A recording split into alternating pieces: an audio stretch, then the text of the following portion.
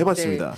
자, 정청래 대표가 오늘 아침 최고위 모두 발언을 통해서 이재명 대통령의 지방선거 평가에 대해서 공감한다.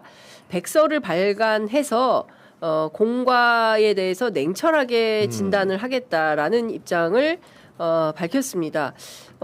선거 과정에서 확인된 비판과 질책 겸허히 받아들여서 부족한 것은 채우고 가다듬는 것은 가다듬는 그런 계기로 삼겠다.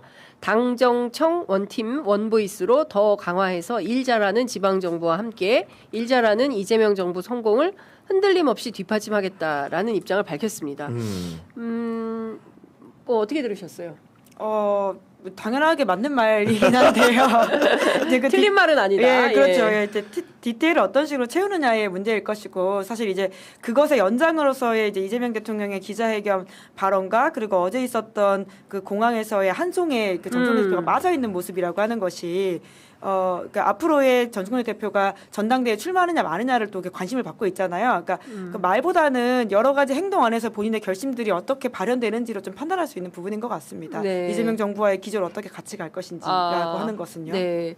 근데 어제 환송 행사에 안 간 거냐 못 간 거냐 이제 기자들 사이에서 상당한 설왕설래가 있었고 취재를 많이 했는데 어쨌든 종합을 해보면 안 간 것은 아니고 못 간 것 같습니다. 네. 그리고 그 청와대에서 뭐 축소하겠으니 뭐 최소한으로 하겠다. 네, 예, 최소한으로 하겠으니 굳이 안 나오셔도 된다 이제 이런 이제 입장을 예. 정무수석 통해서 밝혔다는 거니까요. 그리고 또 김민석 총리가 현장에서 투샷이 딱 잡혀가지고 예외적으로 맞아요. 네. 예. 사실 보통은 이제 대통령이 돌아올 때 그렇습니다. 총리가 가는데 네. 나갈 때 총리가 있는 모습은 또 예외적이다 예. 보니까 이것이 대통령이 주는 여러 시그널이 아니냐라고 해석할 수밖에 없는 장면이 연타로 이어지는 거죠. 그러니까 MBC 보도에 따르면 총리가 대통령 환송 행사에 직접 참여한 것은 고건 이후에 처음이다. 고건 이후에 처음이에요. 그런 이야기가 있더라고요. 그러니까 굉장히 이제 이례적인 장면이 연출된 것은 맞다. 이렇게 확인할 수 있을 것 같아요. 대통령의 행사라는 건 사전에 당연히 계획적으로 진행이 그렇습니다. 되고 거기서 나타나는 모든 동선이라는 것은 여러 가지로 공개가 되기 때문에 그 메시지가 담겨 있거든요. 지금 우리 영상을 통해서 보여주고 있습니다만은 이재명 대통령과 김민석 총리가 저렇게 밀도 있게 환담을 나누는 모습까지도 공개적으로 노출이 된 거거든요. 그렇기 때문에 그런 상황적 맥락이라는 것이 기본적으로 정청래 대표에게는 우호적이지 않은 스탠스였다는 것은 분명히 보인다는 것이고, 그리고 이제 그 청와대 같으면 이렇게 설명을 하는 거죠. 국내 외적인 상황,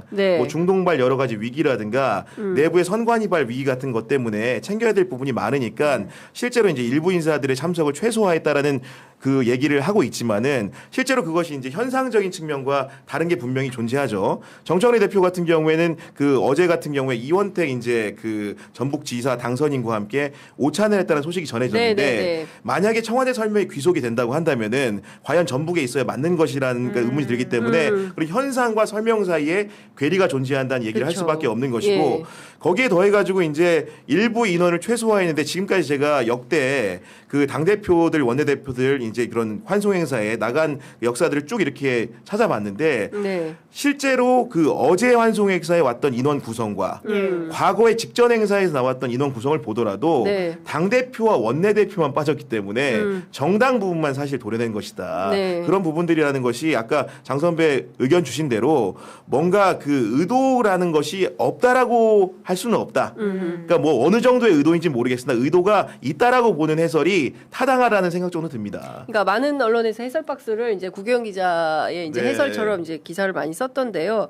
이제 저도 어제 너무 궁금해서 이원택 지사에게 통화를 또 직접 연락을 와, 역시 했어요. 장윤선 선배. 근데 그 하여간 나중에 콜백을 주셔가지고 통화를 해보니까 그 이원택 당선인이 이제 그 전북에 오신다, 당대표가 전북에 오신다라는 정보를 접하고 연락을 하셨대요. 정청래 대표한테. 어디 계시냐 했더니 이제 전북에 금산사라는 사찰이 있는데 금산사에 계시다 그래서 이제 간 거예요. 그래서 이제 거기서 만나서 그러면은 이제 그 오찬 어떻게 하실 거냐라고 물어보니까 뭐 가는 길에 드시겠다 이제 이렇게 했다는 거예요. 그래서 그럼 여기까지 오셨는데 함께 하시자라고 해서 이제 본인이 제안해서 정청래 대표하고 오찬을 함께 한 거다. 그래서 그럼 오찬 하시면서 무슨 얘기 하신 건지 그랬더니 기자님 그건 좀 점점점. 네. 그런 것까지 물어보냐. 그래서 제가 공개할 수 없는 대화를 한 건가요? 아니 뭐 근데 또 너무 결례죠. 그래서 네, 뭐 많은 얘기 하셨겠죠. 예, 그 당선을 축하하고 또 이후에 전북 발전을 위해서 뭐 그렇게 서로 선거도 복귀해보고 그렇죠. 네. 얘기하지 않으셨을까 이제 원래 싶은 그 생각이- 정도 이야기했다고 말할 수 있는 것 같은데 왜 저를 곤란하게 하죠? 아니 근데 이런 부분에서 좀 네. 아쉬워요. 뭐냐면은 네. 정치라는 것이 늘 상상의 영역이고 네. 뭔가 우리 유권자들이 예측하지 못한 행태를 보여줬을 때 감동이 큰 법이고 우리 기자들도 늘 예견된 대로 움직이는 것보다는 정말 의외의 상황을 만났을 때 그 정치인을 추앙하게 되는 건데 정청래 대표가 만약에 전부에 가서 이원택 후보를 만나지 않고 김관영 후보의 사무실을 예를 들면 찾아갔더라면 그러니까 그런 상상력의 영역이지만 그랬다고 한다면 또 어제 반전 스토리가 써져 있을 수 있다고 봅니다. 아니, 근데 이거는 네, 예를 들면 무소속 네. 후보고 여기는 좀 선거법 위반 소리가 물론 있는 그렇긴 후보이기 합니다만은, 때문에 네. 당 대표가 가서 만나는 건 쉽진 않을 그리고 것 이제 같아요. 그 뭐 이건 우스갯소리입니다만은 네. 국내외 정세가 어려워서 그 참석 인원을 최소화했다고 그렇죠. 했는데 금산사에 갔다고 하시니까 예. 그럼 문제 해결을 위해서 불공을 들이러 간 게 아닌가 그런 재미진 얘기를 그렇죠. 예.